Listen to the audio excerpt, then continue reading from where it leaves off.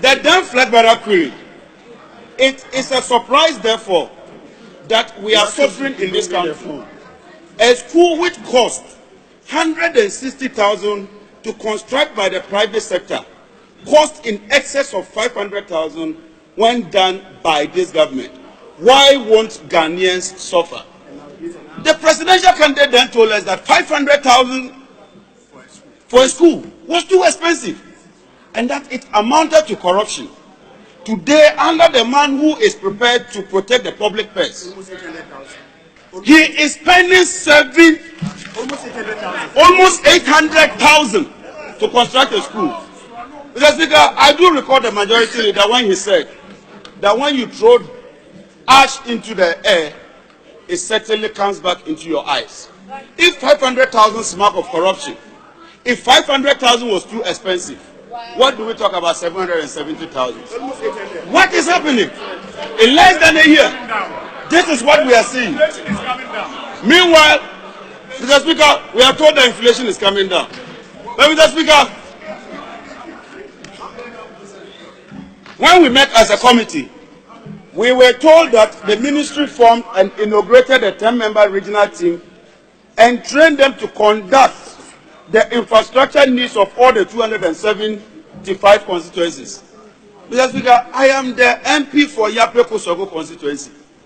If you come to the constituency, Mr. Speaker, and you want to interact with stakeholders, does it not make sense? Is it not proper that at least you talk to the MP to also contribute and tell you what their problems are?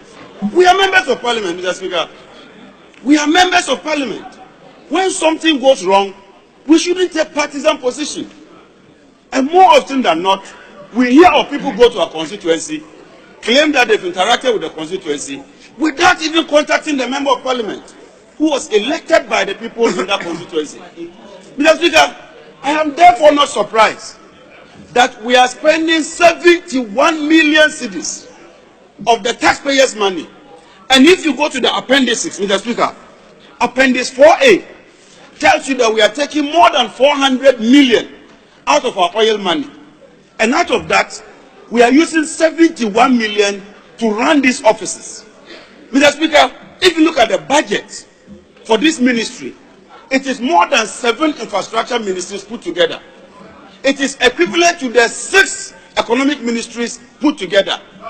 And yet, we are spending 71 million just to run the offices. Mr. Speaker, we are spending 15 million Ghana cedis to hire or rent offices. And in that same year, after renting offices for 15 million, we renovate them for another 3 million. Hey! I mean, why can we dissipate the public purse in such a manner? Why can we misuse the public purse in such a manner? I think that this is very unfortunate. Mr. Speaker, if you go to my constituency and you tell them that you want to spur development, you want to bring productivity, the solution is not to procure an ambulance.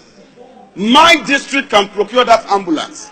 If you want to construct cheap compounds, there's a Ministry of Health. If you want to construct dugouts, there's a Ministry of Agri.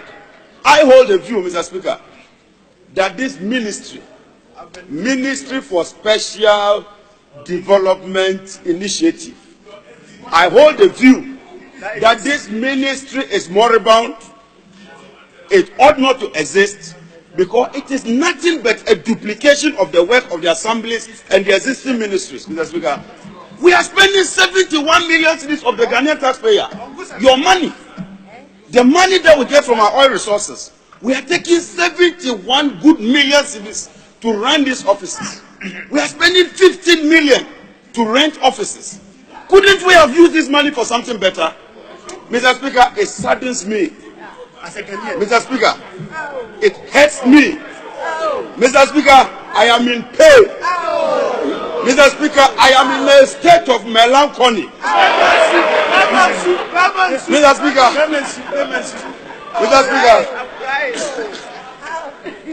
Mr. Speaker, we can't continue like this. No.